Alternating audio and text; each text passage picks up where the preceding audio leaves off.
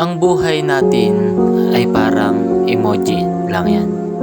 May masaya, may malungkot, may broken hearted, may feeling lonely, may galit, may mainit ang ulo, at marami pang iba. Para sa akin, hindi naman mahalaga kung ano ang sasabihin ng iba eh.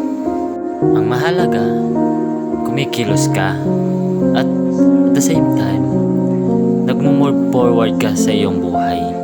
Huwag mong pansinin kung ano sasabihin ng iba. Ang mahalaga, pagpatuloy mo kung ano ang meron ka. Magsipag ka. Gawin mo kung ano dapat mong gawin. At the same time, dapat may pananalig tayo sa Panginoon. Dahil ang Panginoon ang magtuturo sa iyo kung saan tayo patungo. Kung saan ang tamang landas natin.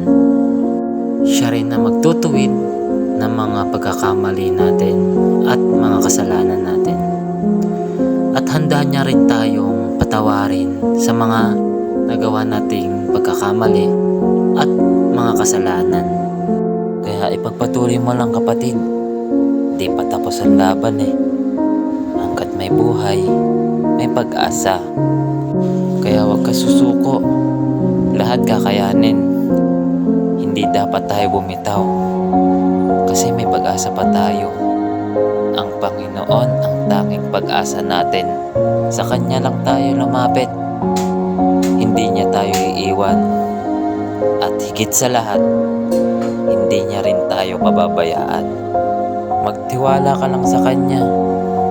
Lagi niya tayo sinusuportahan sa mga bagay na hindi natin kayang resolbahan. God is always with you, forever and ever. God bless you.